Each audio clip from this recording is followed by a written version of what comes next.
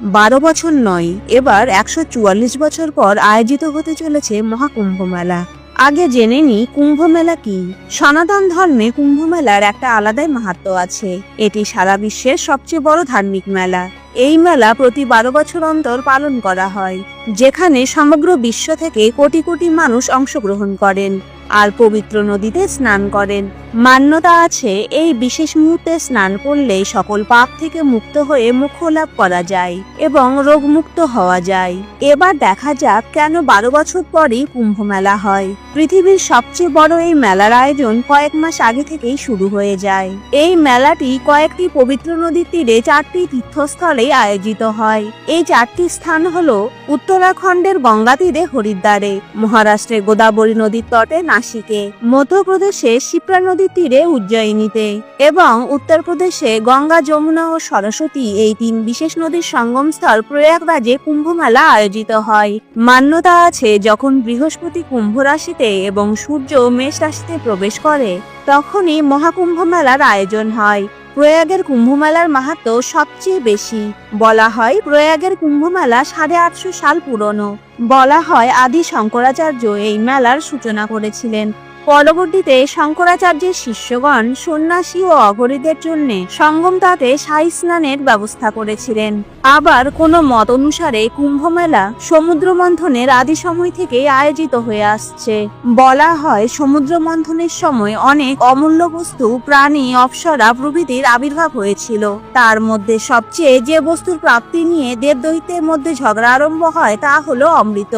এই অমৃতের কুম্ভ বা কলস নিয়ে টানাটানি করার সময় কিছু অমৃতের ফোঁটা পৃথিবীতে পড়ে যায়। পৃথিবীর যে যে স্থানে এই অমৃতের ফোঁটা পড়েছিল সেই বিশেষ স্থানগুলিতে কুম্ভ মেলার আয়োজন করা হয়। অমৃতের বিন্দু পড়েছিল হরিদ্বার, নাসিক, উজ্জয়িনী ও প্রয়াগে। তখন থেকে এখানে প্রতি 12 বছর পর পর কুম্ভ মেলার আয়োজন করা হয়। পৌরাণিক কথা অনুসারে দেবদৈত্যের মধ্যে অমৃত নিয়ে ঝগড়ার সময় চন্দ্রদেব অমৃতের কলসকে বাঁচিয়েছিলেন আর দেবগুরু বৃহস্পতি দেব অমৃতের কলসিকে লুকিয়ে রেখেছিলেন। সূর্য কলসিটিকে ভাঙ্গার হাত থেকে রক্ষা করেছিলেন আর এরপর শনিদেব দেবরাজ ইন্দ্রের প্রকোপ থেকে রক্ষা করেছিলেন। তাই যখন এই প্রত্যেকটি গ্রহের সংযোগ একই রেখাতে হয় তখন মহাকুম্ভের আয়োজন করা হয়।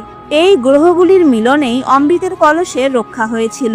এরপর ভগবান নারায়ণের সাহায্যে দেবতারা অমৃত প্রাপ্ত করেছিলেন। শাস্ত্র অনুসারে পৃথিবীর 1 বছর দেবতাদের কাছে তা একদিনের সমান। দেবদৈত্যের মধ্যে অমৃত নিয়ে যুদ্ধ 12 দিন চলেছিল, যা পৃথিবীতে 12 বছরের সমান। তাই 12 বছর অন্তর কুম্ভ মেলার আয়োজন করা হয়। আবার বৈদিক জ্যোতিষ অনুসারে বৃহস্পতি একটি রাশিতে 1 বছর থাকে আর রাশিচক্র ঘুরে পুনরায় সেই রাশিতে আসতে 12 বছর সময় লাগে। তাই 12 বছর অন্তর এই সকল পবিত্র স্থানে কুম্ভ মেলার আয়োজন করা হয়। এবার দেখা যাক কুম্ভ মেলা কত প্রকার। সাধারণত কুম্ভ মেলা 5 প্রকার: মহাকুম্ভ মেলা, পূর্ণ কুম্ভ মেলা, অর্ধকুম্ভ মেলা, কুম্ভ মেলা ও মাঘ কুম্ভ মেলা। মহাকুম্ভ মেলা এটি কেবলমাত্র উত্তরপ্রদেশের প্রয়াগে আয়োজিত হয়। 12টি পূর্ণকুম্ভ অনুষ্ঠিত হওয়ার পর অর্থাৎ 144 বছর পর এই মেলা আয়োজিত হয়। পূর্ণ কুম্ভ মেলা এটি 12 বছরে একবার হয়।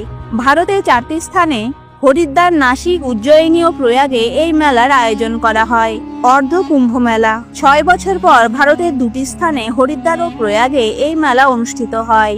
কুম্ভ মেলা এই মেলা প্রতি 3 বছর পর পর আয়োজিত হয়। এই মেলাতে লক্ষাধিক লোক আধ্যাত্মিক উৎসাহের সঙ্গে যোগদান করেন এবং এই মেলা দেশে 4টি আলাদা আলাদা স্থানে আয়োজিত হয়। মাঘ কুম্ভ মেলা একে ছোট কুম্ভ মেলাও বলা হয়, যা প্রতি বছর মাঘ মাসে কেবল প্রয়াগেই আয়োজিত হয়। 2025 সালে প্রয়াগে যে কুম্ভ মেলার আয়োজন করা হয়েছে সেটি হলো মহাকুম্ভ মেলা, যা প্রতি 144 বছর পর একবারই আয়োজিত হয়। অর্থাৎ 12 বছর পর পর 12টি পূর্ণ কুম্ভ মেলা সম্পন্ন হওয়ার পরই অনুষ্ঠিত হয়। এই মহাকুম্ভের জন্য 144 বছর অপেক্ষা করতে হয়। 2025 সালে মহাকুম্ভ স্নান শুরু হবে পৌষ মাসে পৌষ পূর্ণিমার দিন থেকে, যেটি পড়েছে 13 জানুয়ারি 2025 এবং মহাশিবরাত্রির দিন, যা 26শে ফেব্রুয়ারি মহাস্নানের মাধ্যমে মহাকুম্ভ স্নান শেষ হবে।